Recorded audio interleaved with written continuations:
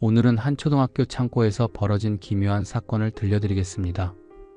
새로 부임한 교사가 학생들 사이에서 떠도는 이상한 소문을 듣게 됩니다. 학교 뒤편에 있는 창고에서 누군가 말을 건다는 것이었죠. 과연 그곳에는 무엇이 있었을까요? 같이 이야기 들어보시죠. 저는 한 시골 초등학교에 새로 부임했습니다. 도심에서 멀리 떨어진 작은 학교였고 학생들은 모두 순박하고 밝아 보였습니다. 하지만 얼마 지나지 않아 학생들 사이에서 이상한 소문을 듣게 되었습니다.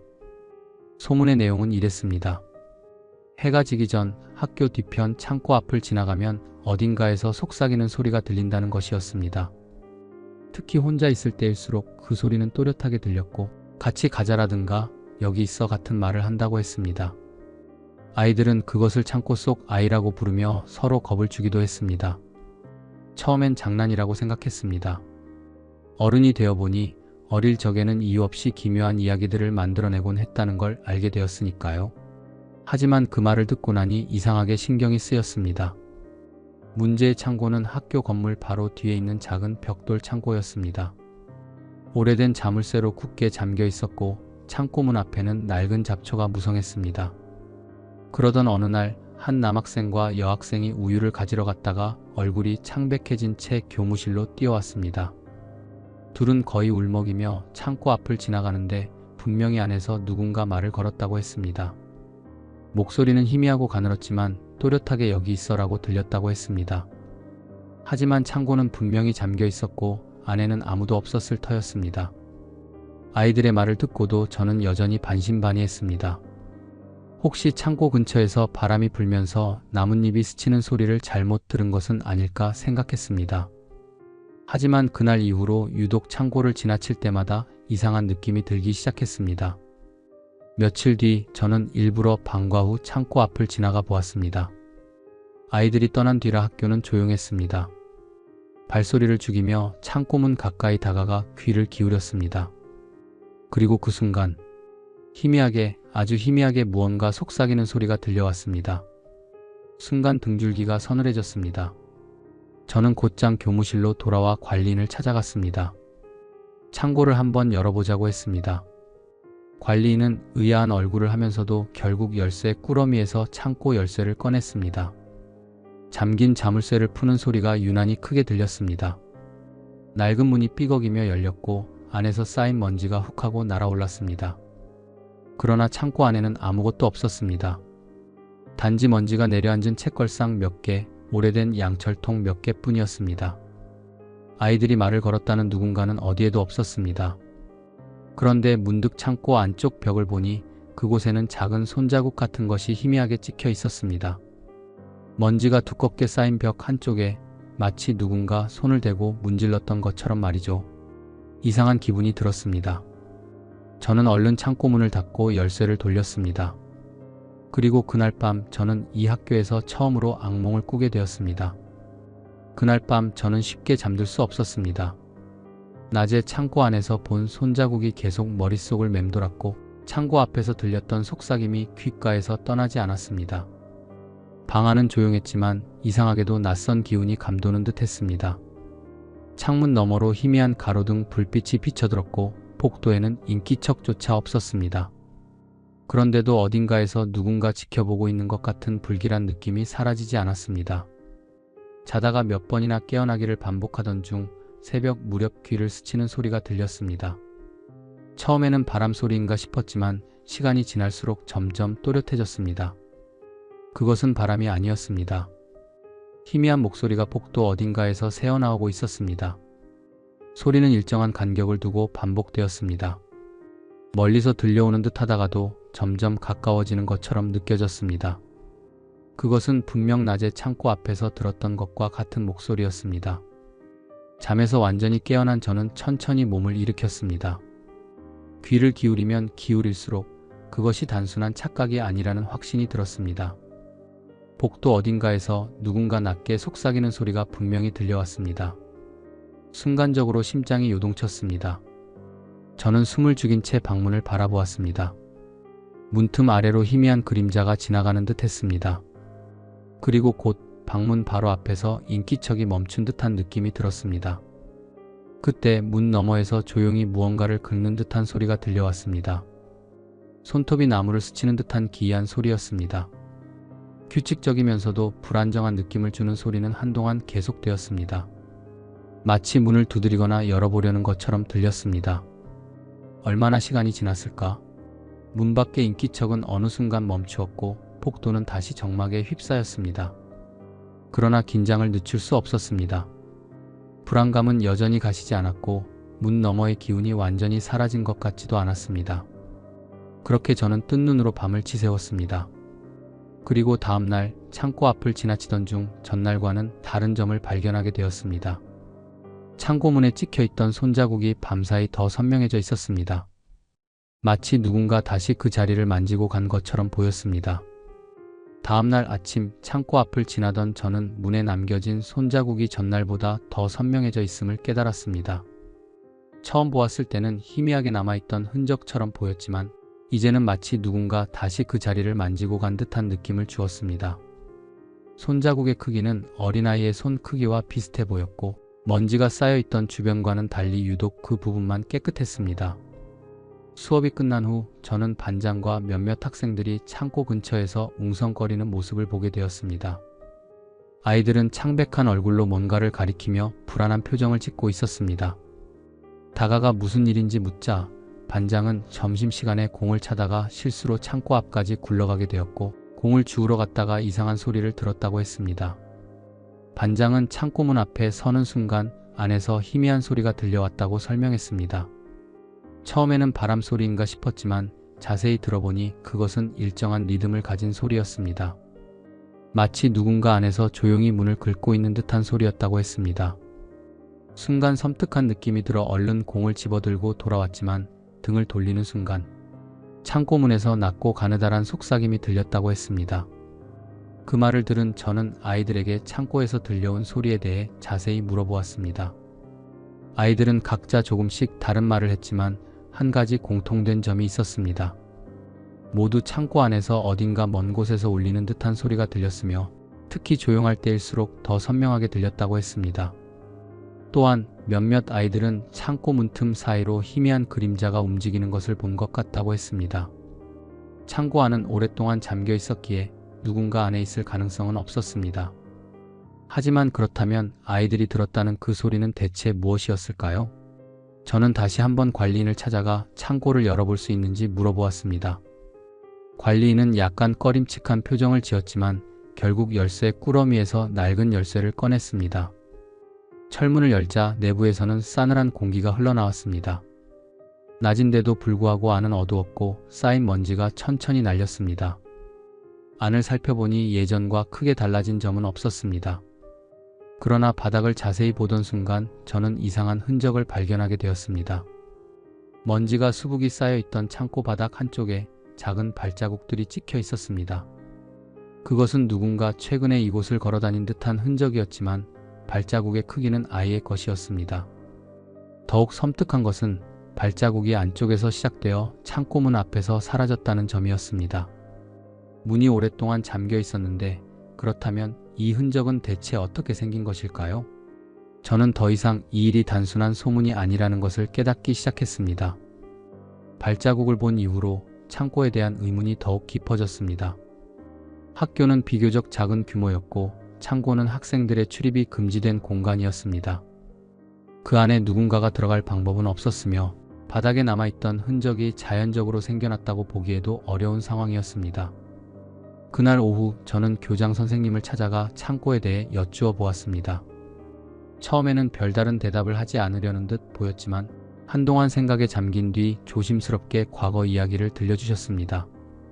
지금은 아무도 사용하지 않는 그 창고는 원래 오래전까지 학교 물품을 보관하는 용도로 쓰였다고 했습니다. 하지만 몇십 년 전 그곳에서 한 학생이 실종된 사건이 있었다고 했습니다. 실종된 아이는 2학년 남학생이었으며 어느 날 수업이 끝난 뒤 집으로 돌아가지 않았다고 했습니다. 부모님이 학교로 찾아와 아이를 찾았지만 학생들은 마지막으로 운동장에서 놀고 있던 모습만 보았을 뿐 어디로 갔는지 아는 사람이 없었습니다.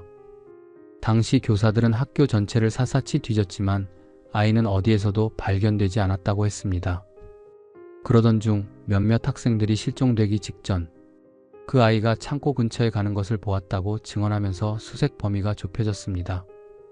경찰까지 출동하여 창고 내부를 철저히 조사했지만 특별한 흔적은 발견되지 않았습니다. 결국 아이는 영영 돌아오지 않았고 사건은 미제로 남았습니다. 그 후 창고에서는 이상한 소문이 돌기 시작했습니다. 늦은 시간 학교에 남아있던 학생들이 창고 안에서 이상한 소리를 들었다고 하거나 창고 근처를 지나갈 때 인기척을 느꼈다는 증언이 이어졌다고 했습니다. 학교 측에서는 학생들이 창고에 가까이 가지 않도록 철저히 단속했고 몇 년이 지나면서 점점 창고는 잊혀져 갔다고 했습니다. 그러나 최근 들어 다시 학생들 사이에서 창고에 대한 소문이 퍼지기 시작했다고 했습니다. 교장 선생님은 조용한 목소리로 혹시 창고에서 이상한 소리를 들은 적이 있느냐고 물었습니다. 순간 밤마다 들려오던 속삭임이 떠올랐습니다. 하지만 저는 대답을 망설였습니다. 교장 선생님의 표정은 무언가를 알고 있다는 듯 했지만 더 이상의 질문은 받지 않겠다는 듯 조용히 입을 다물었습니다. 그날 밤 기숙사로 돌아온 저는 다시 한번 창고 앞을 지나쳤습니다. 멀리서 바라보는 것만으로도 등 뒤로 한기가 스쳐 지나가는 듯한 기분이 들었습니다. 그런데 그 순간 창고문 너머에서 아주 희미한 소리가 들려왔습니다. 그것은 마치 누군가 문을 두드리는 듯한 소리였습니다. 기숙사로 돌아온 뒤에도 창고 앞에서 들렸던 소리가 머릿속에서 떠나지 않았습니다. 그것이 정말 착각이었을까요? 아니면 문 너머에서 누군가 안쪽에서 두드리고 있었던 걸까요? 그날 밤 저는 쉽게 잠들지 못했습니다. 불을 끄고 누웠지만 자꾸만 창고가 떠올랐습니다. 그리고 새벽이 되자 어김없이 그 소리가 들려오기 시작했습니다. 이번에는 창고가 아니라 바로 복도에서였습니다. 낯선 기척이 방문 앞에 머물러 있는 듯한 느낌이 들었습니다. 귀를 기울이자 아주 미약한 속삭임이 들려왔습니다. 창고 앞에서 들렸던 그것과 똑같은 소리였습니다. 그 순간 문 밖에서 서서히 무언가를 긁는 소리가 들려왔습니다. 마치 손톱으로 나무 표면을 긁는 듯한 날카롭고 일정한 소리였습니다. 처음에는 문을 긁고 있던 그것이 이내 손잡이 부근을 더듬는 듯한 느낌이 들었습니다. 손잡이가 천천히 흔들리는 소리가 들렸습니다. 저는 숨을 죽이고 방문을 바라보았습니다. 방문 아래로 희미한 그림자가 비쳤습니다. 그것은 작은 아이의 발처럼 보였습니다. 시간이 지나면서 소리는 점점 작아졌고 얼마 지나지 않아 그림자는 서서히 사라졌습니다. 그 순간까지 저는 미동도 하지 못했습니다. 다음날 아침 창고를 확인해 보았습니다. 그리고 그곳에서 전날 밤의 흔적을 발견할 수 있었습니다. 창고문 표면에는 손바닥으로 문을 밀었던 듯한 희미한 자국이 남아 있었고 바닥에는 어제와 다름없이 작은 발자국이 찍혀 있었습니다.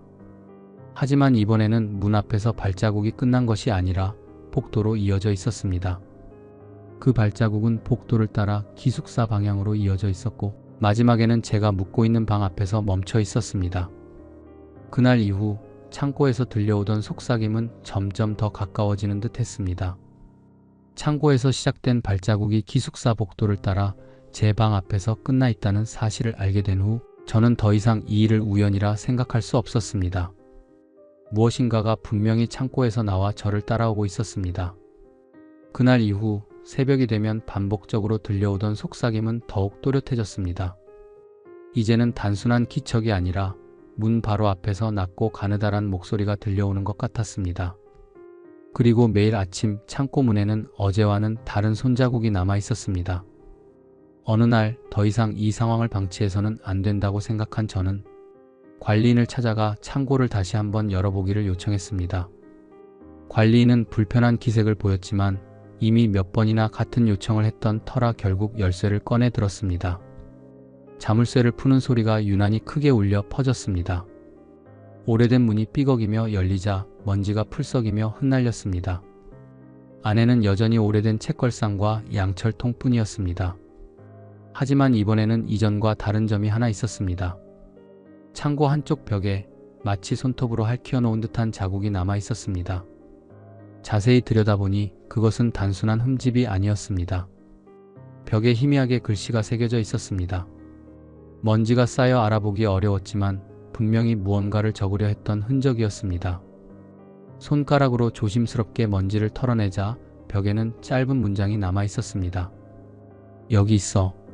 그 순간 등줄기를 타고 싸늘한 한기가 스쳐 지나갔습니다. 이 메시지를 남긴 것은 대체 누구였을까요? 그리고 이 글자는 언제 새겨진 것이었을까요? 그날 밤 저는 다시 한번 깊은 고민에 빠졌습니다. 지금까지 벌어진 일들을 교사들에게 이야기해 봐야 할까? 아니면 이대로 모른 척하는 것이 나을까? 하지만 그날 새벽 고민할 틈도 없이 답을 내려야 하는 일이 벌어졌습니다. 이번에는 속삭임이 문 너머에서 들리는 것이 아니라 바로 방 안에서 들려왔습니다. 새벽 공기가 싸늘하게 방 안을 감싸고 있었습니다. 문 너머에서 들려오던 속삭임이 어느 순간 방 안에서 느껴졌습니다. 확신할 수는 없었지만 그것은 분명히 제 바로 곁에서 울려 퍼지고 있었습니다. 몸을 일으켜 주위를 둘러보았지만 방 안은 여전히 어둡고 조용했습니다. 창문 틈으로 희미한 가로등 불빛이 새어 들어왔을 뿐 어디에도 인기척은 없었습니다. 하지만 공기 자체가 묘하게 달라진 듯 했습니다. 그때였습니다. 방 한쪽 구석에서 아주 미약한 소리가 들려왔습니다. 그곳에는 아무것도 없어야 했습니다. 그러나 조심스럽게 시선을 옮긴 순간 어둠 속에서 희미한 형체가 서 있는 것이 보였습니다. 작은 아이였습니다. 하지만 그 모습은 뚜렷하지 않았습니다. 마치 안개처럼 흐릿하고 희미하게 일렁이는 형상이었습니다. 그리고 그 아이는 제 쪽을 바라보고 있었습니다. 그 순간 공포가 온몸을 감쌌습니다. 숨을 들이마시는 것조차 어렵게 느껴졌습니다. 그러나 그 아이는 아무런 위협도 가하지 않았습니다. 단지 저를 바라보며 아주 조용한 목소리로 무언가를 중얼거리고 있었습니다. 그 목소리는 여태껏 창고에서 들려오던 속삭임과 같았습니다. 아이의 입에서 천천히 흘러나온 말은 너무나도 익숙한 문장이었습니다. 여기 있어. 그 순간 창고 벽에서 보았던 그 글씨가 떠올랐습니다. 창고에서 사라진 아이가 남긴 흔적, 그리고 그 이후로도 계속해서 반복되던 속삭임. 그렇다면 그 아이는 여전히 그곳에 있는 것이 아닐까요? 순간적으로 알 수 없는 감정이 밀려들었습니다. 공포와 동시에 깊은 슬픔이 함께 느껴졌습니다. 그렇게 한참을 바라보고 있던 순간 아이의 형체는 서서히 흐려지기 시작했습니다. 그리고 그 소리도 점점 멀어져 갔습니다. 아침이 밝고 나서야 저는 다시 창고를 찾아갔습니다. 창고 안은 변함없이 어두웠고 먼지 쌓인 책걸상과 양철통만 남아 있었습니다. 그러나 벽에 새겨졌던 글씨는 희미해져 있었습니다. 마치 처음부터 거기에 없었던 것처럼 흔적이 지워지고 있었습니다. 그날 이후로 창고에서 들려오던 속삭임은 더 이상 들리지 않았습니다. 창고문 앞에 남겨지던 손자국도 사라졌고 밤마다 이어지던 인기척도 감쪽같이 사라졌습니다. 그 아이는 마침내 자신이 있던 곳을 알렸던 것일까요? 그 후 저는 몇 년 동안 그 학교에서 근무했지만 다시는 창고에서 이상한 일이 벌어졌다는 말을 듣지 않았습니다. 하지만 가끔 창고 앞을 지나갈 때면 알 수 없는 기운이 스치는 듯한 기분이 들곤 했습니다. 그 아이는 결국 어디로 간 것일까요? 이 이야기를 듣고 나니 밤늦게 학교를 걷는 것이 조금 더 조심스러워질 것 같습니다. 시청해주셔서 감사합니다. 때로는 설명할 수 없는 기이한 일들을 마주하게 만들기도 합니다.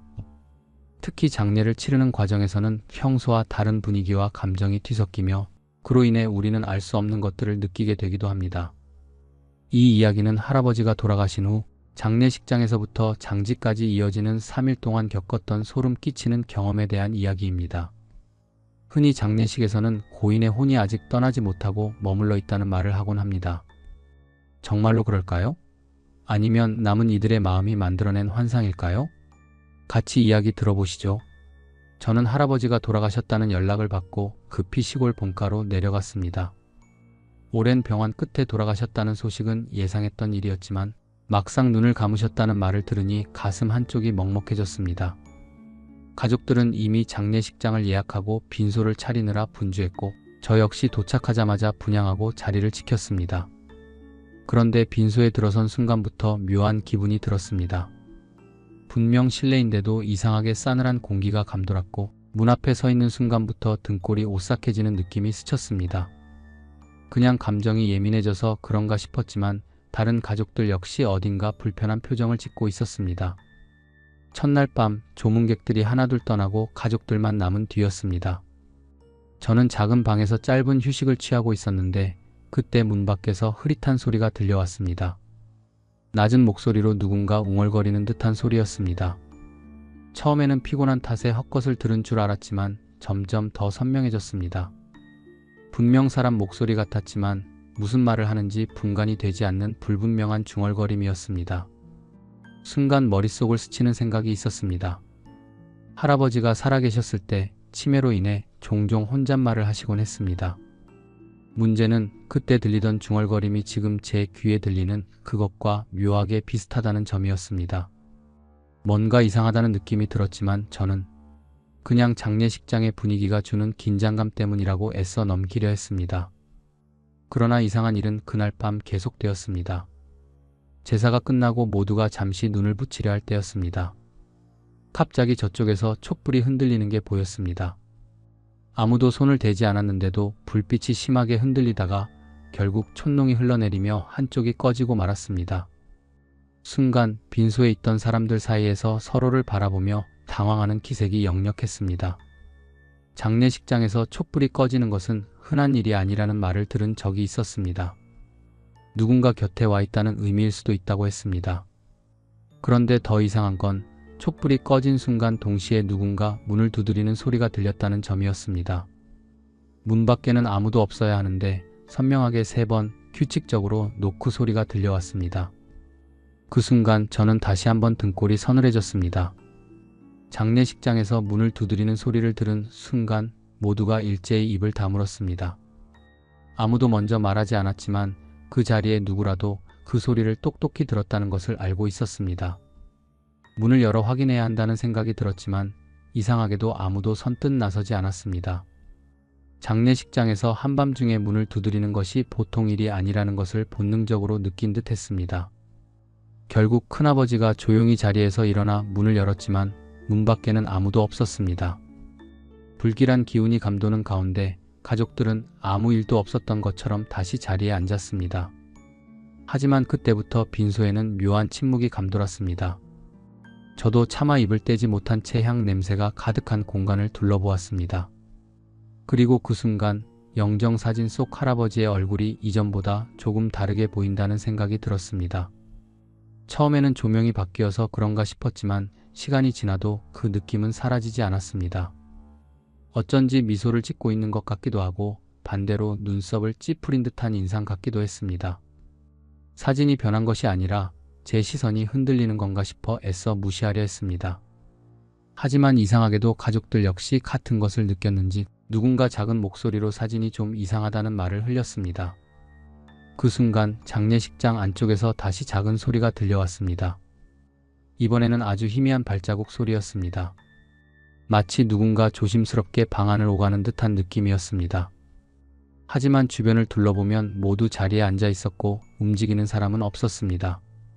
발자국 소리는 부드럽게 이어지다가 이내 멈췄습니다. 그 순간 저는 등 뒤로 싸늘한 기운이 올라오는 것을 느꼈습니다.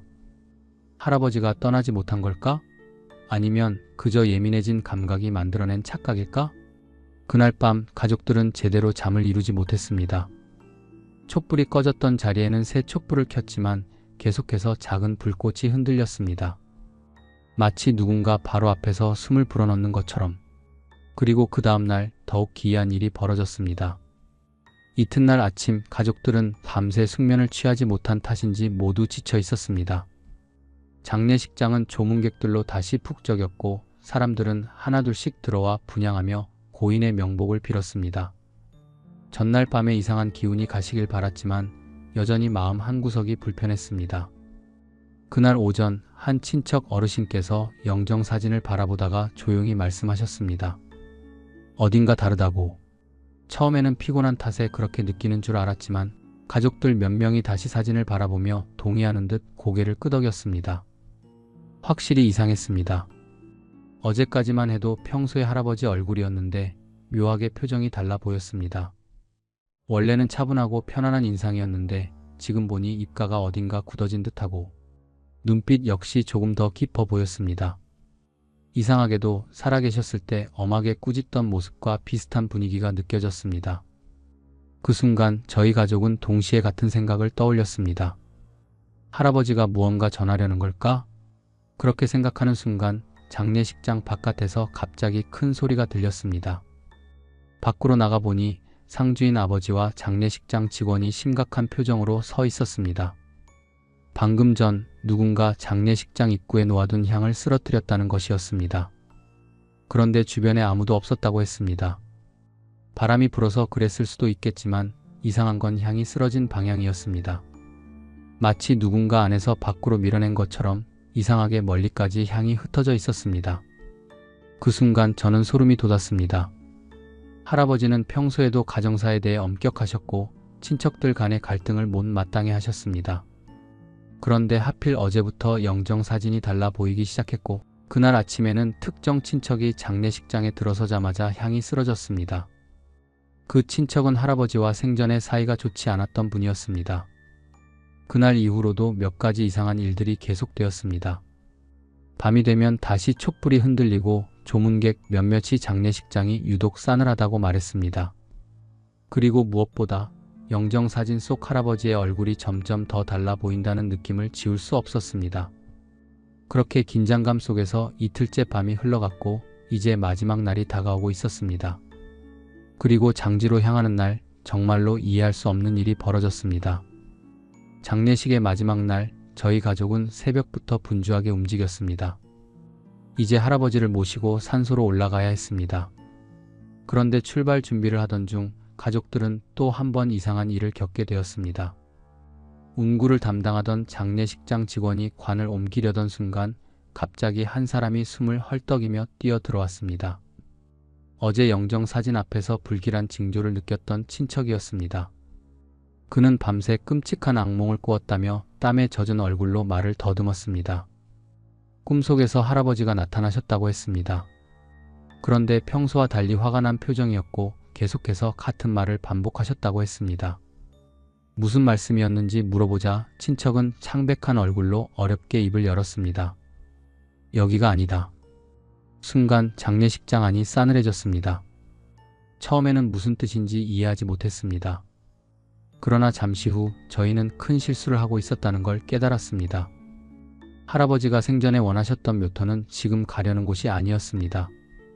저희는 편리한 장지로 변경한 후 깊게 생각하지 않았습니다. 가족들은 할아버지가 원하시던 곳과 크게 다르지 않다고 여기며 별다른 고민 없이 결정했습니다. 그런데 하필 이런 시점에서 이런 꿈을 꾸었다니 단순한 우연일까요? 가족들은 당황했고 특히 아버지는 깊은 고민에 빠졌습니다. 이미 장지로 향할 모든 준비가 끝났고 사람들도 이동할 준비를 하고 있었습니다. 하지만 이런 상황에서 묘터를 변경하는 것은 불가능했습니다. 그렇게 해서 결국 예정대로 출발하기로 했습니다. 운구차가 출발하자 저는 내내 불안한 기분을 지울 수 없었습니다. 그런데 산소로 가는 길에 갑자기 차가 이상하게 흔들렸습니다. 기사님이 당황한 듯 차를 세웠고 확인해보니 도로 한가운데 커다란 바위가 가로막고 있었습니다. 평소에는 없던 돌덩이였는데 마치 누군가 일부러 길을 막아놓은 것처럼 애매한 위치에 자리 잡고 있었습니다. 결국 몇 명이 내려서 바위를 옮긴 후 다시 출발했지만 그때부터 이상한 일들이 이어졌습니다. 운구차가 자꾸 흔들리고 길이 익숙하지 않게 느껴졌습니다. 분명 여러 번 다녀본 길인데 어딘가 어색하고 낯설었습니다. 그리고 장지에 도착했을 때 저는 정말 소름이 돋았습니다. 장례 절차를 진행하려던 순간 할아버지의 관이 갑자기 미묘하게 기울어지는 것이 보였습니다. 누구도 손을 대지 않았는데도 관이 천천히 한쪽으로 쏠리며 내려앉는 듯한 느낌이었습니다. 그 순간 저는 머릿속이 새하얘졌습니다. 정말로 할아버지가 이곳을 원하지 않으시는 걸까? 그때부터 모든 것이 이상하게 흘러가기 시작했습니다. 장지에 도착한 후 가족들은 서둘러 절차를 진행하려 했습니다. 그런데 이상하게도 일이 뜻대로 풀리지 않았습니다. 우선 땅을 파는 과정에서 예상보다 단단한 돌층이 나왔습니다. 평소 이곳에서 많은 장례를 치렀던 인부들조차 당황할 정도로 단단한 바위가 관을 묻을 자리를 가로막고 있었습니다. 작업이 지연되었고 결국 추가 인력을 불러야 했습니다. 한참 동안 땅을 파던 인부들이 이상한 점을 발견했다고 했습니다. 원래 이곳은 묘지가 조성되기 좋은 부드러운 흙으로 이루어져 있어야 했지만 유독 할아버지의 자리를 정한 곳만 딱딱한 돌층이 박혀 있었다는 것입니다. 마치 누군가 이곳에 묻히는 것을 막으려는 듯한 느낌이 들 정도였습니다. 그 순간 저는 떠올렸습니다. 여기가 아니다. 친척이 꿨던 꿈속에서 할아버지는 분명 그렇게 말씀하셨다고 했습니다. 하지만 지금 와서 묘토를 바꿀 수도 없는 상황이었습니다. 이미 관이 도착했고 절차도 거의 마무리 단계였습니다. 가족들은 계속해서 예를 다해 절을 올리며 할아버지를 모셨습니다. 하지만 문제는 여기서 끝이 아니었습니다. 관을 묻기 위해 준비하는 과정에서 갑자기 하늘이 흐려지기 시작했습니다. 아까까지만 해도 맑았던 날씨였는데 갑자기 먹구름이 몰려오더니 차가운 바람이 불었습니다. 땅을 파던 인부들이 고개를 들어 하늘을 바라보며 뭔가 불길한 기운을 느꼈는지 서로 눈빛을 주고받았습니다. 그 순간 바람이 더욱 거세졌고 준비해둔 향이 또다시 쓰러졌습니다. 처음에는 단순히 바람 때문이라고 생각했지만 이상한 점이 있었습니다. 바람이 불어온 방향과는 정반대 쪽으로 향이 넘어졌다는 것이었습니다. 마치 누군가 일부러 밀어낸 것처럼. 그때였습니다. 멀리서 보고 있던 큰어머니가 갑자기 얼굴이 창백해지며 저희를 불렀습니다. 모두가 그녀가 가리키는 곳을 바라보았고 순간 온몸에 소름이 돋았습니다. 할아버지의 영정사진이 저희가 출발할 때와 또다시 달라져 있었습니다. 분명 장례식장에서 출발할 때까지만 해도 평온한 표정이었는데 이제는 눈썹이 더욱 짙게 내려앉아 마치 노려보는 듯한 모습이었습니다. 입가도 살짝 굳어진 듯한 인상이었고 차가운 느낌이 들었습니다. 이제는 누구도 부정할 수 없었습니다. 할아버지가 무언가 전하고 계셨습니다. 그렇다면 저희가 한 선택이 잘못되었다는 뜻일까요? 그 순간 관을 지탱하고 있던 받침대가 갑자기 삐걱거리더니 관이 한쪽으로 미끄러질 듯 흔들렸습니다. 모든 것이 이상하게 흘러가고 있었습니다. 관이 흔들린 순간 모두가 얼어붙었습니다. 평소 같았으면 단순한 사고로 여겼을 테지만 장례식장부터 계속된 이상한 일들이 겹치면서 더 이상 우연으로 치부할 수 없었습니다. 큰아버지가 나서서 급히 관을 안정시키고 작업을 재개하려 했습니다. 하지만 그때였습니다. 갑자기 저 멀리서 이상한 소리가 들려왔습니다. 처음에는 바람 소리인 줄 알았지만 점점 또렷해지는 것을 느낄 수 있었습니다. 그것은 누군가 낮게 중얼거리는 소리였습니다. 가족들 중 몇 명은 못 들은 듯 행동했지만 저를 포함한 몇몇은 분명히 들었습니다. 낮고 흐릿하지만 분명한 목소리였습니다. 여기가 아니다. 친척이 악몽 속에서 들었다던 그 말이었습니다. 그때부터 가족들 사이에 혼란이 퍼지기 시작했습니다. 모두가 불길한 기운을 느끼고 있었지만 이미 절차가 진행되고 있는 상황에서 갑자기 멈출 수는 없었습니다. 하지만 더 큰 문제가 있었습니다. 갑자기 삽을 들고 있던 인부 한 명이 땅을 깊게 파다가 손을 멈추고 뭔가를 내려다보았습니다. 그리고 얼굴이 굳어졌습니다. 땅 속에서 오래된 천 조각 같은 것이 나왔습니다. 그것은 단순한 천이 아니었습니다. 자세히 보니 누군가의 유품처럼 보였습니다. 마치 아주 오래전 이곳에 누군가를 묻었던 것처럼. 순간 장지에 있던 모두가 숨을 삼켰습니다. 이곳이 정말 할아버지가 원치 않으셨던 자리였던 걸까요? 그때 가족 중 한 명이 조심스럽게 입을 열었습니다. 혹시 여기에 예전에 다른 분이 묻힌 건 아닐까? 그 말을 듣자마자 어머니와 큰어머니의 얼굴이 하얗게 질렸습니다. 사실 할아버지가 생전에 이 근처의 묘토를 보고 오셨을 때 특정한 자리는 피하라고 하셨던 적이 있었습니다. 하지만 가족들은 시간이 지나면서 그 말을 대수롭지 않게 여겼고 결국 지금의 자리로 결정하게 되었습니다. 그러나 이제 와서야 그 의미를 깨닫게 된 것이었습니다. 할아버지가 원하셨던 곳이 아닌데다 이미 누군가가 묻혔을 수도 있는 자리. 그 사실을 알고 나니 지금까지 벌어졌던 모든 일이 하나로 연결되는 듯 했습니다. 하지만 이미 관을 묻기 위한 준비는 마무리 단계였습니다. 이제 정말로 선택해야 했습니다. 할아버지를 이곳에 모셔야 하는 것인지 아니면 지금이라도 결정을 바꿔야 하는 것인지. 그리고 그 순간 마지막으로 기이한 일이 벌어졌습니다. 모든 것이 마무리될 순간이었지만 장지에 모인 가족들은 갈등에 휩싸였습니다. 이미 절차는 거의 끝나가고 있었지만 여기까지 이어진 불길한 징조를 무시할 수 없었습니다. 큰아버지는 단호한 목소리로 절차를 그대로 진행해야 한다고 주장하셨습니다. 하지만 어머니와 몇몇 친척들은 꺼림칙한 기분을 감출 수 없었습니다.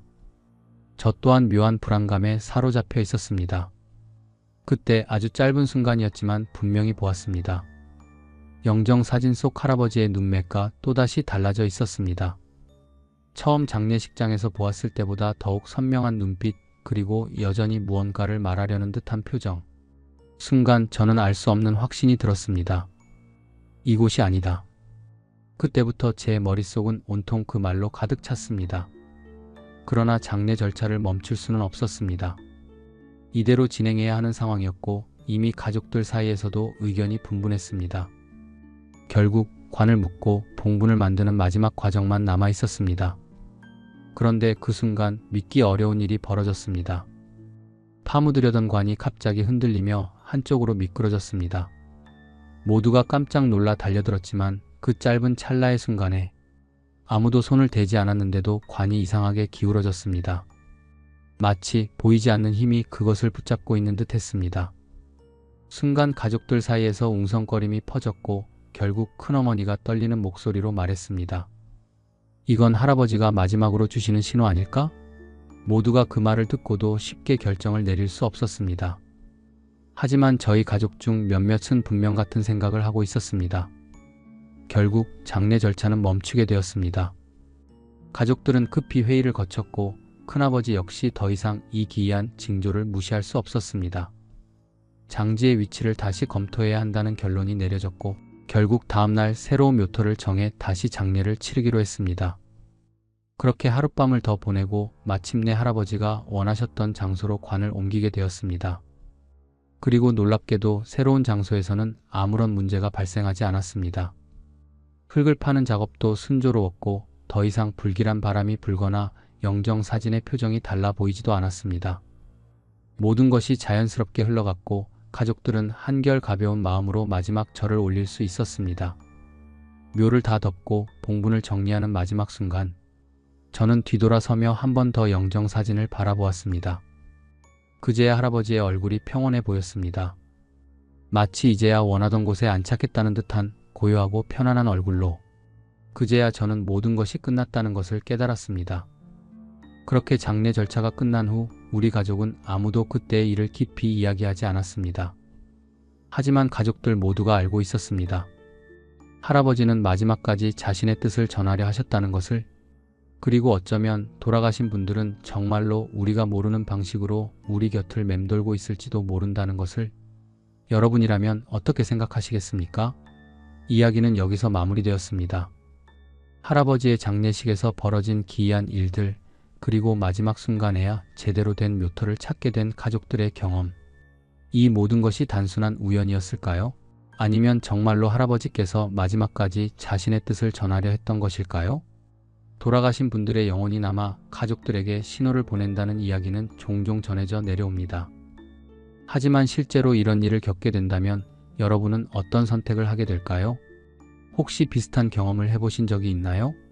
시청해주셔서 감사합니다. 오늘은 한 시청자분이 보내주신 섬뜩한 경험담을 소개해드리겠습니다. 버려진 집에서 들려오는 알 수 없는 울음소리. 소리는 점점 가까워지고 누군가를 부르는 듯합니다. 그러나 소리를 따라갈수록 그 존재는 더욱 깊은 어둠 속으로 사라져 갑니다. 그곳에는 과연 무엇이 있었을까요? 함께 들어보시죠. 어릴 적부터 저는 폐가나 흉가에 대한 괴담을 들으며 자랐습니다. 특히 오래된 집에서 들린다는 정체불명의 울음소리에 대한 이야기는 늘 제 머릿속을 맴돌았습니다. 그런데도 저는 그런 이야기를 무서워하기보다 흥미롭게 받아들이는 편이었습니다. 그렇기에 친구들과 함께 폐가 탐험을 나서게 된 것은 어쩌면 당연한 일이었을지도 모릅니다. 그날은 여름방학이 막 시작된 무렵이었습니다. 오랜만에 만난 친구들과의 술자리에서 우리는 자연스럽게 과거의 기억을 떠올렸고 어릴 적 소문으로만 듣던 그 폐가 이야기가 다시 화제로 떠올랐습니다. 그 폐가는 저희가 사는 동네에서 조금 떨어진 외곽 지역에 있었습니다. 산속으로 난 좁은 길을 따라 한참을 걸어 들어가야만 모습을 드러내는 이미 수십 년째 방치된 오래된 한옥이었습니다. 예전에는 부유한 가문이 집이었지만 어느 날 어린아이가 사라지는 사건이 벌어진 뒤로 집안이 기울었고 결국 아무도 살지 않게 되었다는 이야기가 전해졌습니다. 아이를 찾지 못한 부모는 절망에 빠졌고 그 아이의 울음소리가 밤마다 집안에서 들렸다는 소문이 돌았습니다. 그러다 결국 부모까지 스스로 목숨을 끊었다는 이야기였습니다. 그 이후로도 집을 새로 사려는 사람이 몇몇 있었지만 모두 알 수 없는 이유로 계약을 포기했다고 했습니다. 저는 어릴 때부터 그런 괴담을 들으며 자라왔지만 실제로 확인해 본 적은 없었습니다. 그날 밤 우리는 즉흥적으로 그 폐가를 찾아가 보기로 했습니다. 처음에는 다들 장난스러운 분위기였습니다. 술 기운도 조금씩 올라서였는지 겁이 나면서도 묘한 흥분감이 들었습니다.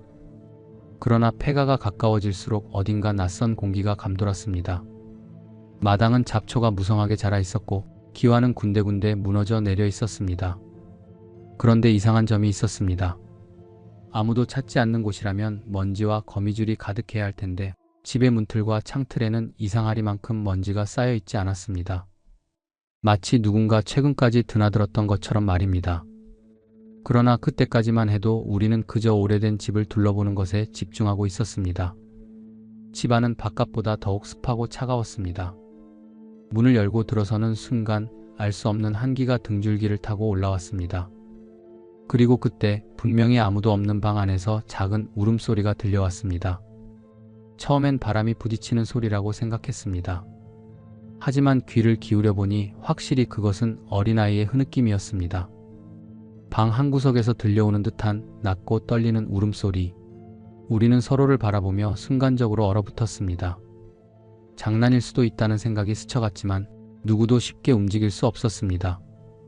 그때 울음소리가 점점 가까워지기 시작했습니다. 마치 우리가 있는 곳으로 다가오는 것처럼. 그리고 불현듯 방 한구석에 놓인 거울이 희미하게 흔들리는 것을 보았습니다. 거울 속에는 아무것도 비치지 않았습니다. 그런데도 거울 속 어딘가에서 누군가 우리를 바라보고 있는 듯한 느낌이 들었습니다. 그 순간 울음소리가 뚝 멈추었습니다. 저는 온몸에 소름이 돋아 한 걸음 뒤로 물러났습니다. 다른 친구들도 얼굴이 새하얗게 질려 있었습니다. 한 친구가 조용히 중얼거렸습니다. 지금 당장 나가자고. 그러나 그 말을 하기도 전에 바람 한 점 없던 방 안에서 방문이 갑자기 쾅 닫혔습니다. 그때부터였습니다. 우리는 그곳에서 절대 나올 수 없을지도 모른다는 공포에 휩싸였습니다. 문이 닫히는 순간 우리는 공포에 사로잡혔습니다. 방 안은 숨이 턱 막힐 정도로 고요했습니다. 하지만 그 고요함 속에서도 저는 분명 느낄 수 있었습니다. 누군가 우리를 지켜보고 있다는 것을. 문을 다시 열어보려 했지만 문고리는 마치 단단하게 잠긴 것처럼 꿈쩍도 하지 않았습니다. 밖에서 잠근 것도 아닌데 문이 저절로 닫히고 열리지 않는다니 누구도 이 상황을 설명할 수 없었습니다. 그러는 사이 아까 멈췄던 울음소리가 다시 들려왔습니다. 이번에는 더 가까이, 더 선명하게. 바로 우리 곁에서 방 한가운데 놓인 오래된 거울이 희미하게 흔들리고 있었습니다. 마치 거울 너머에서 무언가 기어나올 듯한 느낌이 들었습니다. 그 순간 저는 거울 속에서 무언가가 비치는 것을 보았습니다. 처음에는 흐릿한 그림자처럼 보였습니다. 그러나 곧 그것은 점점 또렷해지더니 하나의 형상이 되어갔습니다. 아이는 창백한 얼굴에 눈물이 가득 고여 있었습니다. 그저 슬프게 울고 있을 뿐이었지만 그 모습은 오히려 섬뜩했습니다. 그때 제 옆에 있던 친구가 떨리는 목소리로 말했습니다. 거울 속 아이의 손이 우리를 향하고 있다고. 순간 온몸이 얼어붙는 듯한 감각이 밀려왔습니다. 거울 속 아이는 분명 우리를 향해 손을 뻗고 있었습니다. 하지만 거울 밖 우리 곁에는 아무도 없었습니다. 저는 본능적으로 거울에서 눈을 돌리고 싶었지만 어째서인지 시선을 뗄 수 없었습니다. 마치 거울 속에 빨려 들어갈 것만 같은 이상한 느낌이 들었습니다. 그때 아이의 입이 천천히 움직이기 시작했습니다. 하지만 아무 소리도 들리지 않았습니다. 그저 입 모양만이 천천히 반복되고 있었습니다. 도와줘, 도와줘. 그 순간 방 안의 공기가 한순간에 얼어붙는 듯한 느낌이 들었습니다. 거울 속 아이의 울음소리는 점점 커졌고 이제는 방 전체가 그 소리로 가득 찬 것 같았습니다. 더 이상 머물러서는 안 된다는 강한 경고를 직감했습니다. 저는 친구들을 돌아보며 몸짓으로 문을 부수라고 신호를 보냈습니다. 한 친구가 가까이에 있던 의자를 들고 문을 힘껏 내려쳤습니다. 쾅! 한 번, 쾅! 두 번. 그 순간 방 안에 있던 거울이 갑자기 큰 소리를 내며 금이 가기 시작했습니다. 마치 무언가가 그 안에서 빠져나오려는 듯한 소리였습니다. 그러자 갑자기 울음소리가 끊겼습니다. 그리고 문이 천천히, 아주 천천히 열렸습니다. 우리는 한순간도 망설이지 않고 방을 빠져나왔습니다. 하지만 도망치기 직전 저는 무언가에 이끌리듯 마지막으로 방 안을 돌아보았습니다. 금이 간 거울 속에서 아이는 여전히 우리를 바라보고 있었습니다. 그러나 이번에는 울지 않고 있었습니다. 대신 희미한 미소를 짓고 있었습니다. 그것이 안도의 미소였는지 아니면 더 깊은 절망의 시작이었는지는 알 수 없었습니다. 우리는 집 밖으로 뛰쳐나왔고 그날 이후 다시는 그 폐가를 찾지 않았습니다. 하지만 가끔씩 저는 꿈속에서 여전히 그 아이를 봅니다. 거울 너머에서 여전히 저를 바라보며 천천히 입을 움직이고 있습니다. 도와줘. 폐가를 벗어나고 나서도 우리는 한동안 말을 잃었습니다. 서로의 얼굴을 확인해 보니 모두 창백한 표정으로 숨을 몰아쉬고 있었습니다.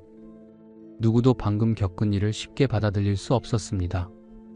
그날 이후 우리는 다시는 그곳에 대해 이야기하지 않기로 했습니다. 잊어버리면 그만이라고 생각했습니다.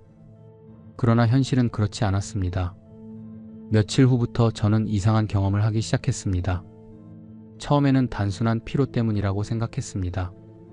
하지만 점점 더 이상한 일들이 반복되면서 그날 폐가에서 있었던 일이 아직 끝나지 않았음을 깨닫게 되었습니다. 밤이 되면 방 안이 이상하게 습해졌습니다. 창문을 닫아도 어디선가 바람이 새어 들어오는 듯한 싸늘한 기운이 감돌았습니다. 그리고 매일 새벽 정확히 3시가 되면 희미한 소리가 들리기 시작했습니다. 처음에는 환청이라고 생각했습니다. 그러나 귀를 기울이면 기울일수록 그 소리는 점점 또렷해졌습니다. 어린아이의 울음소리, 바람소리와 뒤섞여 들려오는 흐느낌, 마치 폐가에서 들었던 그 소리와 똑같았습니다. 저는 억지로 무시하려 했습니다. 하지만 그럴수록 소리는 점점 더 가까워졌습니다. 그리고 어느 날 밤 저는 분명히 보았습니다. 거울 속에서 저를 바라보고 있는 그 아이를. 거울에 비친 방 안에는 저 혼자가 아니었습니다. 제 등 뒤에서 창백한 얼굴을 한 아이가 저를 똑바로 바라보고 있었습니다. 희미하게 흔들리는 눈빛, 그리고 천천히 열리는 입. 도와줘. 그 순간 온몸이 얼어붙었습니다. 저는 반사적으로 몸을 돌려 뒤를 확인했지만 그곳에는 아무도 없었습니다. 그러나 다시 거울을 보았을 때 아이는 여전히 그 자리에 있었습니다. 이번에는 조금 더 가까이 다가와 있었습니다. 그날 밤 저는 도저히 잠을 이룰 수 없었습니다.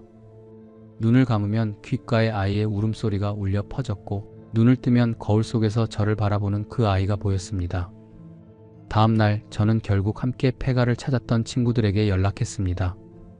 혹시라도 나만 이런 일을 겪고 있는 것이 아닐까 하는 불안감 때문이었습니다. 그런데 친구들의 반응은 예상 밖이었습니다. 그들도 똑같은 일을 겪고 있었습니다.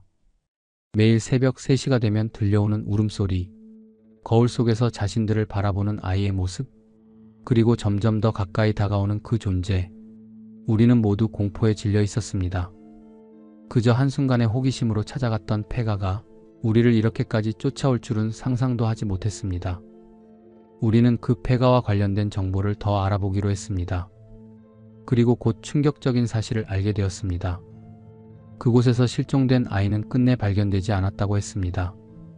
하지만 이상한 점이 있었습니다. 아이를 찾기 위해 온 마을 사람들이 동원되었지만 아무리 찾아도 그 흔적조차 발견할 수 없었다는 것이었습니다. 그저 마치 존재 자체가 사라진 것처럼. 그리고 그 후 집안에서 아이의 울음소리가 들리기 시작했다고 했습니다. 사람들은 처음에는 아이가 어딘가에 숨어 있는 것이라고 생각했습니다. 하지만 시간이 지나도 아이의 모습은 보이지 않았고 결국 부모는 절망 끝에 극단적인 선택을 했습니다. 그 이후로 그 집에 들어간 사람들은 하나같이 같은 이야기를 했습니다. 거울 속에서 울고 있는 아이를 보았다고. 그제야 저는 깨달았습니다. 우리가 본 것이 단순한 환영이 아니었음을. 그 아이는 여전히 거기에 있었던 것입니다. 그리고 이제는 우리에게서도 떠날 생각이 없어 보였습니다. 우리는 이 일을 해결할 방법을 찾아야만 했습니다. 그렇지 않으면 그 아이는 점점 더 가까이 다가올 것이었습니다. 우리 모두는 한순간의 호기심이 얼마나 위험한 결과를 초래할 수 있는지 깨닫고 있었습니다. 하지만 이미 늦었습니다. 아이의 울음소리는 점점 더 또렷해졌고 거울 속의 존재는 이제 더 이상 단순한 환영이 아니었습니다. 우리는 급히 그 폐가에 대해 더 깊이 조사하기로 했습니다. 마을의 어르신들을 찾아가 질문을 던졌지만 그곳에 대해 아는 사람들은 모두 말하기를 꺼렸습니다. 어떤 이는 불길한 기운이 감돌며 말을 흐렸고 어떤 이는 조용히 고개를 저으며 떠나버렸습니다. 그러던 중 한 할머니께서 조심스럽게 입을 열었습니다. 할머니는 떨리는 목소리로 그 집에서 사라진 아이에 대해 이야기해 주었습니다. 그 아이는 결코 실종된 것이 아니었다고 했습니다. 사실 그 집에서 벌어진 일은 실종 사건이 아니라 더 끔찍한 비극이었다는 것이었습니다. 마을에 전해지는 이야기로는 그 아이는 자신의 부모에 의해 집안 어딘가에 갇혔다고 했습니다. 부모는 자신들의 비밀이 밝혀질까 두려워 아이를 숨기려 했고 결국 아이는 그곳에서 굶어 죽었다고 했습니다. 그 이후로 거울 속에서 아이의 울음소리가 들리기 시작했다고 했습니다. 마을 사람들은 아무도 그 집에 가까이 가지 않았습니다. 그러나 그곳을 지나갈 때면 어디선가 흐느끼는 소리가 들려왔다고 했습니다. 할머니는 마지막으로 우리에게 단호하게 말했습니다. 그 아이는 단순한 원기가 아니라 스스로 존재를 지우고 싶어 하지 않는 홀령이라고. 그 홀령은 자신이 존재했다는 사실을 기억해 줄 사람을 찾고 있으며 한 번 눈을 마주친 이상 절대로 놓아주지 않을 것이라고 했습니다. 우리는 그 말을 듣고 경악했습니다. 하지만 이미 우리 곁에는 매일 새벽마다 아이의 울음소리가 들리고 있었습니다. 거울 속에서는 점점 더 또렷한 모습으로 아이가 나타나고 있었습니다. 그것이 의미하는 바는 분명했습니다. 곧 우리 곁으로 완전히 다가올 것이라는 것. 우리는 마을에서 한 무속인을 찾아가 도움을 청했습니다. 무속인은 우리의 이야기를 들은 후 심각한 표정으로 고개를 끄덕였습니다. 그 홀령은 단순히 쫓아낼 수 있는 존재가 아니라며 그 아이를 그곳에 남겨두고 떠나게 한다면 우리는 영원히 그의 울음소리에 시달리게 될 것이라고 했습니다. 그러나 방법이 전혀 없는 것은 아니었습니다. 무속인은 우리에게 다시 폐가로 돌아가야 한다고 했습니다. 그리고 그곳에서 아이의 영혼이 갇혀있는 곳을 찾아야 한다고 했습니다. 거울 속 아이는 단순한 환영이 아니라 그곳 어딘가에서 여전히 존재하고 있는 것이었습니다. 그것을 찾아내어 보내지 않는다면 우리 중 한 명이라도 아이의 자리를 대신하게 될 것이라고 했습니다. 우리는 두려웠습니다. 그러나 더 이상 도망칠 곳이 없었습니다. 그날 밤 우리는 다시 폐가로 향했습니다. 우리는 다시 그 폐가로 향했습니다. 처음 그곳을 찾았을 때와는 달리 이번에는 어딘가 우리를 기다리고 있는 듯한 불길한 느낌이 들었습니다. 폐가에 가까워질수록 공기는 더욱 무거워졌습니다. 마치 보이지 않는 손이 우리를 붙잡고 있는 것처럼 발걸음이 무거워졌습니다. 그러나 돌아갈 곳은 없었습니다. 만약 우리가 이 밤을 넘기지 못한다면 아이는 우리를 끝까지 따라올 것이었습니다. 집 안으로 들어서자 익숙한 한기가 느껴졌습니다. 그리고 그 순간 우리는 한 가지 이상한 점을 발견했습니다. 방 안에 있던 거울이 깨끗하게 닦여 있었습니다. 처음 방문했을 때는 먼지가 가득했던 거울이 이제는 마치 누군가 계속 사용하고 있었던 것처럼 투명하게 빛나고 있었습니다. 그것은 마치 우리를 기다리고 있었다는 듯 했습니다. 우리는 무속인의 말대로 아이가 갇혀있을 가능성이 높은 장소를 찾아야 했습니다. 무속인은 분명 말했습니다. 거울 속의 아이는 단순한 홀령이 아니라 그 공간 어딘가에 여전히 갇혀있는 존재라고. 아이를 찾지 못하면 우리가 그 자리를 대신하게 될 것이라고 했습니다. 우리는 조심스럽게 방 안을 살폈습니다. 바닥을 두드려보고 벽을 만져보았습니다. 하지만 처음에는 아무것도 찾을 수 없었습니다. 그때 한 친구가 떨리는 목소리로 말했습니다. 거울 뒤에 뭔가 있다고. 우리는 거울을 떼어내기로 했습니다. 처음에는 쉽게 떨어질 것 같았던 거울이 막상 힘을 주어도 꿈쩍도 하지 않았습니다. 그러나 몇 번이고 힘을 주자 마침내 거울이 벽에서 떨어져 나갔습니다. 그리고 그 뒤에는 작은 공간이 있었습니다. 우리는 충격의 말을 잃었습니다. 거울 뒤에는 오래된 나무 문이 있었고 문에는 철로 된 자물쇠가 채워져 있었습니다. 누군가가 그곳을 일부러 막아놓았다는 것이 명백했습니다. 숨을 죽인 채 우리는 문을 열었습니다. 자물쇠는 녹슬어 있었지만 생각보다 쉽게 열렸습니다. 그 문을 열었을 때 한기가 우리를 감쌌습니다. 그 안에는 작은 공간이 있었습니다. 그리고 그곳에는 작은 아이의 뼈가 남아 있었습니다. 우리는 모두 얼어붙었습니다. 이 아이는 단순히 실종된 것이 아니었습니다. 부모가 아이를 이 작은 공간에 가두고 그대로 죽게 내버려 둔 것이었습니다. 그제야 우리는 깨달았습니다. 왜 그 아이가 우리를 찾아왔는지, 왜 거울 속에서 울고 있었는지를.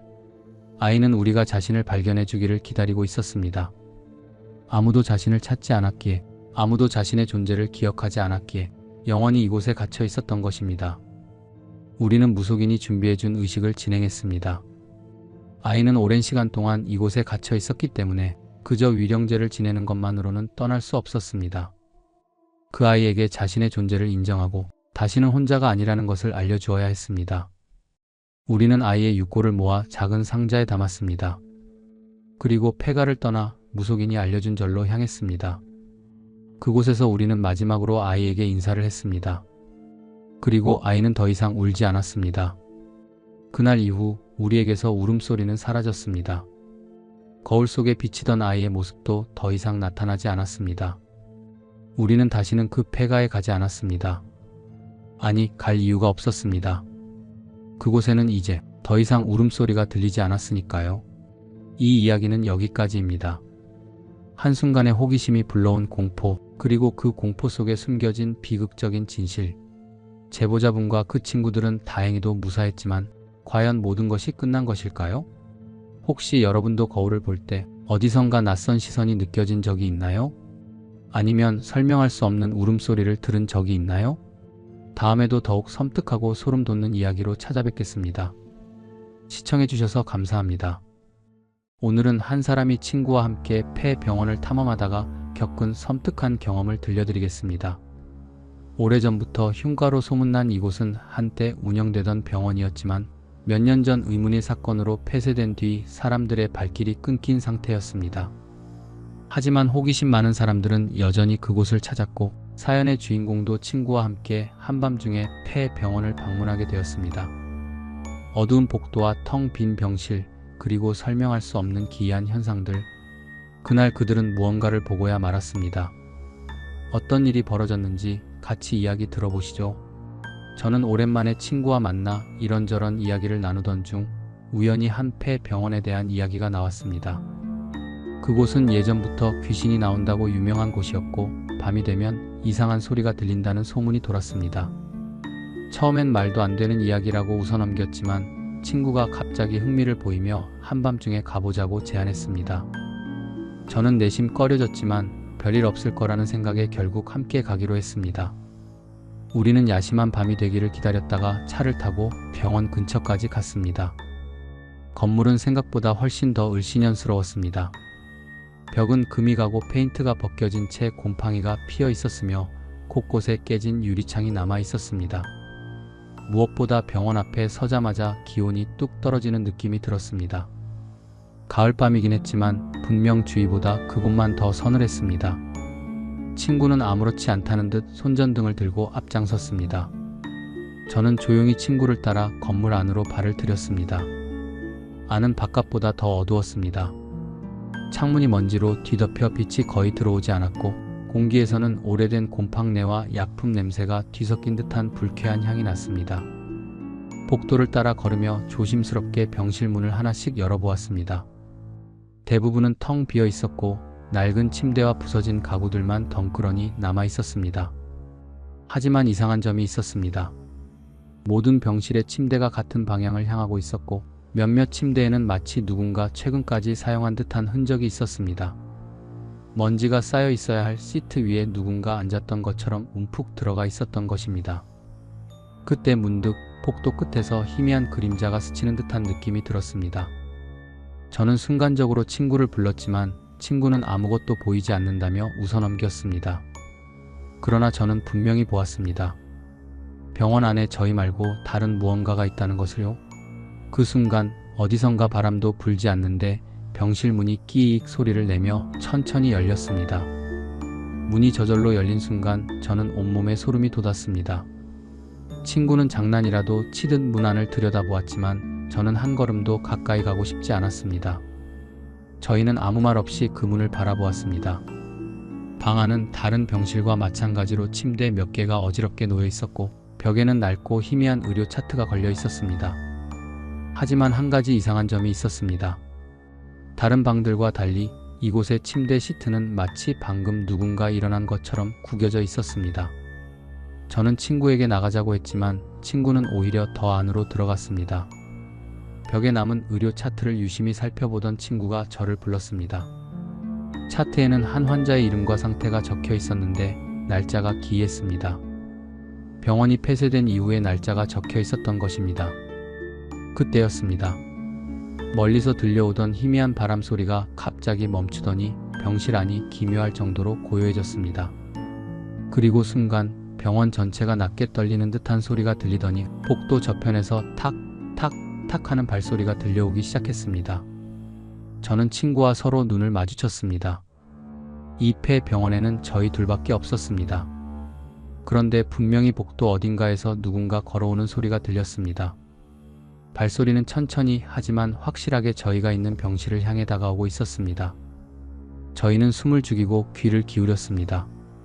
발소리는 점점 가까워졌고 그러다 문 앞에서 멈췄습니다. 숨이 막힐 것 같은 정적 속에서 저는 손전등을 문 쪽으로 비추었습니다. 그러나 복도는 텅 비어 있었습니다. 아무도 없었습니다. 그런데 그 순간 문이 살짝 열려있던 틈 사이로 희미한 그림자가 스치듯 지나가는 것이 보였습니다.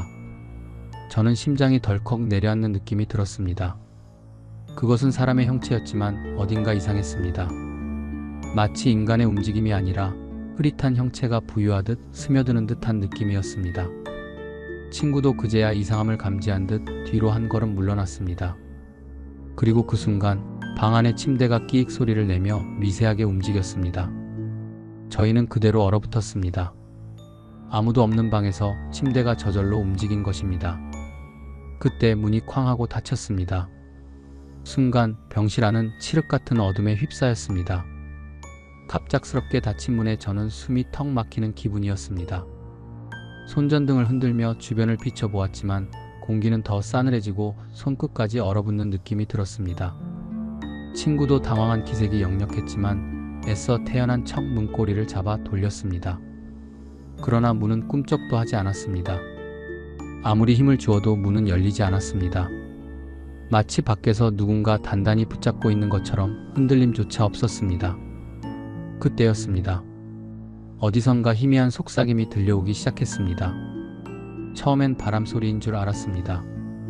하지만 소리는 점점 선명해졌고 마치 방 안 어딘가에서 여러 사람이 동시에 중얼거리는 듯한 느낌이 들었습니다. 나가. 소리는 처음에는 간헐적으로 들리다가 점차 또렷해졌습니다.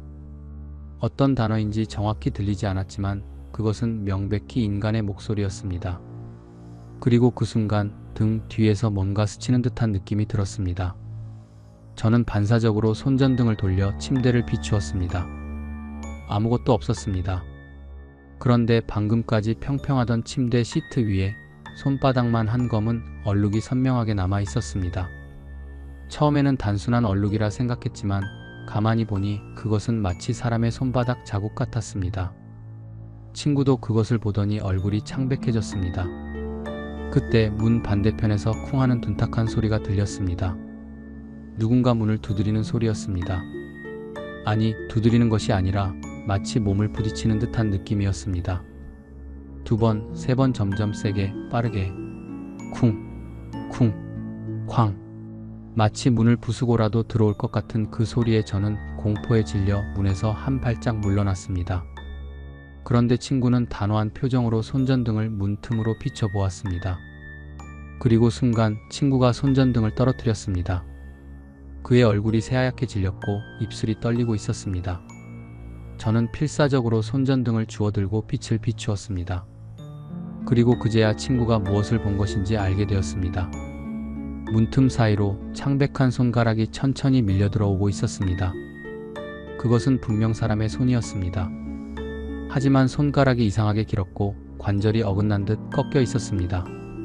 손가락이 조금씩 문을 안쪽으로 밀고 들어오자 속삭임이 더욱 커졌습니다. 나가. 더는 버틸 수 없었습니다. 저는 거의 울부짖듯이 친구를 잡아 끌며 반대편 벽으로 도망쳤습니다. 하지만 그 순간 갑자기 속삭임이 뚝 끊겼습니다. 그리고 방 안이 무겁게 가라앉았습니다. 아무 소리도 들리지 않았습니다. 문을 두드리던 소리도 속삭이던 목소리도 모든 것이 한순간에 사라졌습니다. 그러나 저는 직감적으로 알 수 있었습니다. 이제 그것은 문 밖이 아니라 방 안에 있었습니다. 정적이 감도는 병실 안에서 저는 숨조차 크게 쉴 수 없었습니다. 분명 방금 전까지 문틈으로 기어들어오던 그 손이 사라졌는데도 공기는 더욱 차갑게 가라앉아 있었습니다. 친구는 손전등을 다시 집어들었지만 빛을 비출 용기가 없는 듯 그 자리에서 굳어 있었습니다. 저도 마찬가지였습니다. 우리는 느낄 수 있었습니다. 무언가가 방 안에 있었습니다. 문이 닫힌 후부터 이 작은 공간 안에 저희 둘뿐이었다는 확신이 무너졌습니다. 어둠 속에서 알 수 없는 기운이 엄습해오며 피부 위로 서늘한 감촉이 스쳤습니다. 그때 등 뒤에서 느껴지는 기묘한 감각이 들었습니다. 누군가가, 아니 무언가가 바로 뒤에 있었습니다. 그 존재를 직접 보지는 않았지만 그것이 저를 향해 바짝 다가와 있다는 것을 직감적으로 알 수 있었습니다. 저는 필사적으로 친구에게 나가자고 속삭였습니다. 하지만 친구는 숨을 삼킨 채 문 쪽을 계속 응시하고 있었습니다. 그러더니 친구의 눈동자가 미세하게 흔들렸습니다. 저는 불안한 마음에 친구의 시선을 따라 문을 쳐다보았습니다. 문에는 아무것도 없었습니다. 그러나 이상했습니다. 아까까지 단단히 닫혀있던 문이 아주 조금 거의 눈에 띄지 않을 만큼 열려 있었습니다. 그리고 그 좁은 틈 사이로 아무것도 없는 어두운 복도가 보였습니다. 정확히 말하자면 복도에는 아무것도 보이지 않아야 했습니다. 그런데 그 어둠 속에 무언가가 있었습니다. 그것은 형태를 정확히 알아볼 수 없는 검은 형체였습니다. 마치 인간과 비슷한 실루엣을 가지고 있었지만 이질적인 감각이 온몸을 타고 흘렀습니다. 그것이 저희를 보고 있었습니다. 그 순간 방 안의 공기가 더욱 차갑게 가라앉으며 손끝이 얼어붙을 듯한 느낌이 들었습니다. 그리고 그 무언가가 움직였습니다. 형체는 아주 천천히 그러나 분명하게 문틈을 통해 방 안으로 스며들듯 다가오고 있었습니다. 저는 비명을 지를 뻔했지만 목소리가 나오지 않았습니다. 친구는 이미 겁에 질린 얼굴로 문을 향해 손전등을 들고 있었지만 이상하게도 빛이 닿아도 그것의 모습이 또렷해지지 않았습니다. 그것은 점점 방 안으로 들어오며 저희와의 거리를 좁혀왔습니다. 그 순간 갑자기 머리 위 천장에서 쿵 하는 소리가 울렸습니다. 그리고 저희는 동시에 천장을 올려다보았습니다. 그곳에는 사람 형체를 한 무언가가 천장에 매달린 채 저희를 내려다보고 있었습니다. 저는 숨을 들이마신 채 그대로 얼어붙었습니다. 손전등을 든 손이 덜덜 떨렸고 심장이 미친 듯이 뛰었습니다. 천장에는 분명 사람의 형체를 하고 있는 무언가가 매달려 있었습니다. 하지만 그것은 이상했습니다. 그 존재는 마치 중력이 없는 것처럼 천장에 붙어 있었습니다. 머리카락이 아래로 늘어지는 것도 아니었고 마치 바닥에 서 있는 사람처럼 자연스럽게 천장을 기어 다녔습니다. 그것은 천천히 고개를 돌려 저희를 바라보았습니다. 저는 손전등을 올려 그것을 비췄습니다. 그러나 빛이 닿자마자 더욱 기이한 일이 벌어졌습니다. 그 형체의 얼굴이 또렷하게 드러나는 것이 아니라 마치 검은 안개처럼 빛을 흡수하듯 모습을 흐리게 만들었습니다. 눈, 코, 입의 형체가 보일 듯 말 듯했고 그것을 오래 바라보면 빨려 들어갈 것 같은 기분이 들었습니다. 그 순간 그것이 움직였습니다. 기어가는 것이 아니라 마치 부유하듯 천장을 미끄러지듯 다가왔습니다. 저와 친구는 반사적으로 뒤로 물러났습니다. 하지만 갈 곳이 없었습니다. 문은 여전히 조금 열린 채였지만 저희는 문을 등지고 있었고 앞에는 그 형체가 있었습니다. 그 존재는 점점 가까워졌습니다. 그리고 그 순간 제 귀 바로 옆에서 속삭임이 들렸습니다. 봤어. 너무 가까웠습니다. 분명 앞에는 형체가 있었는데 제 귀 바로 옆에서 속삭였다는 것은 저는 반사적으로 손전등을 돌려 옆을 비추었습니다. 아무것도 없었습니다. 그런데 친구가 비명을 지르며 손전등을 떨어뜨렸습니다. 그 존재가 마침내 천장에서 떨어져 내렸습니다. 하지만 그것은 바닥에 부딪히지 않았습니다. 마치 그림자가 바닥으로 스며들듯 조용히 사라졌습니다. 그 순간 방 안의 온도가 급격히 떨어졌고 저희는 한순간도 더 머무를 수 없다는 것을 직감했습니다. 친구는 문을 열려고 필사적으로 문고리를 돌렸고 저는 바닥에 떨어진 손전등을 주워들었습니다. 그러나 문은 여전히 열리지 않았습니다. 그때 뒤에서 들려오는 소리가 있었습니다. 봤어. 점점 더 많은 목소리가 겹쳐지면서 속삭임이 커져갔습니다. 그리고 손전등의 빛이 흔들리는 순간 저희는 보았습니다. 방 안의 침대 위에 검은 형체들이 하나둘씩 앉아 있었습니다. 그들은 저희를 보고 있었습니다. 그리고 점점 가까이 다가오고 있었습니다. 방 안의 침대 위에서 검은 형체들이 하나둘 모습을 드러내며 다가오는 광경은 말로 표현할 수 없는 공포였습니다. 저희는 숨조차 쉴 수 없을 정도로 긴장한 채 뒤로 물러났지만 더는 도망칠 곳조차 없었습니다. 손전등을 쥔 손이 땀으로 미끄러질 정도였지만 저는 미친 듯이 빛을 비추며 형체들의 움직임을 쫓았습니다. 하지만 그 빛은 아무런 영향을 주지 못했습니다. 마치 그림자가 깔린 듯 그들은 천천히 그러나 확실하게 저희를 향해 다가오고 있었습니다. 저는 더 이상 이곳에 머물면 안 된다는 본능적인 공포에 휩싸였습니다. 친구도 거의 울기 직전이었지만 필사적으로 문을 흔들며 문고리를 돌렸습니다. 그러나 문은 단단히 닫힌 채 꿈쩍도 하지 않았습니다. 그 순간 형체들 사이에서 다시 속삭임이 들려왔습니다. 봤어. 속삭임이 겹쳐질수록 방 안의 공기가 더욱 무겁게 가라앉았고 피부에 닿는 공기가 얼음장처럼 차가워졌습니다. 그때 갑자기 형체들 중 하나가 비정상적으로 빠른 속도로 저희 쪽으로 튀어나왔습니다. 친구가 비명을 지르며 뒤로 넘어졌고 저 역시 본능적으로 몸을 피하려 했습니다. 그러나 그것은 순식간이었습니다. 눈앞이 새까매지는 듯한 순간 갑자기 문이 쾅 하는 소리와 함께 거칠게 열렸습니다. 마치 누군가 밖에서 강제로 밀어젖힌 듯한 충격이었습니다. 저희는 생각할 겨를도 없이 문 밖으로 몸을 던졌습니다. 손전등을 놓친 채 복도로 굴러 떨어졌지만 일어나서 다시 주울 정신조차 없었습니다. 뒤를 돌아볼 용기도 없이 미친 듯이 복도를 향해 뛰었습니다. 그러나 달리면서도 알 수 있었습니다. 그것들이 따라오고 있었습니다. 보이지 않아도 느낄 수 있었습니다. 저희는 병원의 출구를 향해 무작정 뛰었습니다. 다행히 입구 쪽 철문은 반쯤 열린 상태였고 저희는 그대로 틈 사이로 몸을 밀어넣듯 빠져나왔습니다. 그리고 철문을 박차고 나오는 순간 뒤에서 들려오던 속삭임이 순식간에 멈췄습니다. 모든 것이 정적에 휩싸였습니다. 그제야 저희는 멈춰 서서 헐떡이며 병원을 돌아보았습니다. 하지만 어두운 병원의 창문 너머로 희미한 형체들이 저희를 지켜보고 있었습니다. 병원 밖으로 뛰쳐나온 저희는 한동안 숨을 가다듬지도 못한 채 멍하니 철문 앞에 서 있었습니다. 심장은 미친 듯이 뛰고 있었고 손끝은 얼어붙은 듯 저리고 있었습니다.